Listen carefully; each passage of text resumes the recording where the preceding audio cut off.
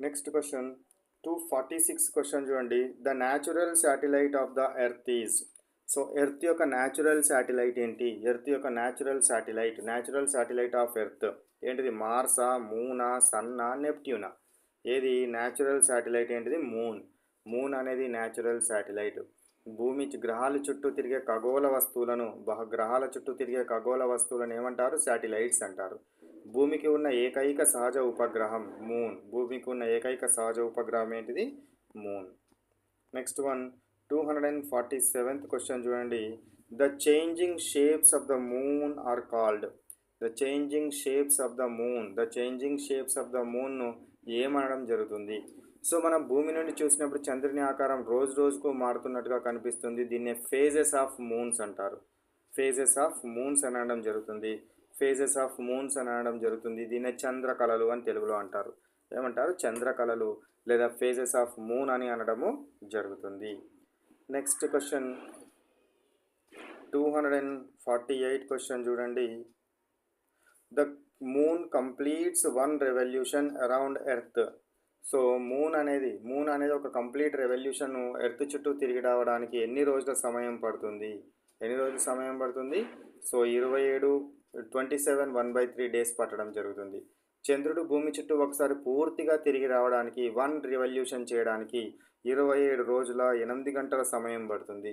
27 రోజుల 8 గంటల సమయం పడుతుంది కాబట్టి దాన్ని 27 1/3 డేస్గా మనము తీసుకోవడం జరుగుతుంది. తన చుట్టూ తాను తిరగడానికి కూడా అంతే సమయం పడుతుంది. చంద్రుడు భూమి చుట్టూ ఒకసారి పూర్తిగా తిరిగి రావడానికి అంతే సమయం పడుతుంది. తన చుట్టూ తాను తిరగడానికి కూడా అంతే సమయం పడుతుంది అనే విషయాన్ని గుర్తుంచుకోండి. Next question 249 question. When the moon is between the earth and sun we see. So moon అనేది ఎట్లా ఉందట? మూన్ అనేది ఏ విధంగా ఉంది?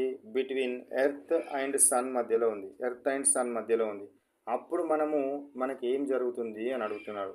సో చంద్రుడు భూమి మరియు సూర్యుని మధ్యలోనికి వచ్చినప్పుడు చంద్రుని యొక్క చీకటి భాగం భూమి వైపు ఉంటుంది కాబట్టి ఆ రోజు మనకు చంద్రుడు కనిపించడు. దీన్ని న్యూ మూన్ అంటారు. ఏమంటారు? న్యూ మూన్, అమావాస్య అని అనడం జరుగుతుంది. అమావాస్య రోజు ఏమవుతాడు? సో ఎర్త్కి సన్కి మధ్యలో మూన్ రావడము జరుగుతుందనే విషయాన్ని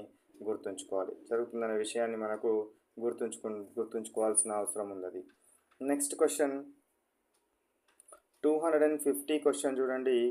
the day when the moon is fully visible is called. మొత్తం అగుపించే రోజుని ఏమంటారు అని అంటున్నాడు. సూర్యుడు ఫుల్ మూన్.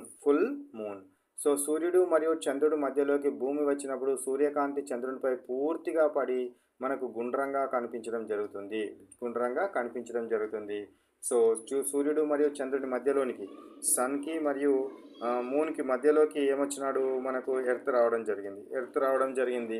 ఇప్పుడు వచ్చినప్పుడు ఏమవుతుంది? మనకు ఫుల్ మూన్ డే రావడం జరుగుతుంది. అంటే పౌర్ణమి అవడం జరుగుతుంది. ఒకవేళ సన్కి ఎర్త్కి మధ్యలో మూన్ కనుక వస్తే అమావాస్య రావడం జరుగుతుంది. ఆ రోజు అమావాస్య న్యూ మూన్ అంటారు. పౌర్ణమినేమో ఫుల్ మూన్ అని అనడము జరుగుతుందనే విషయాన్ని గుర్తుంచుకోండి.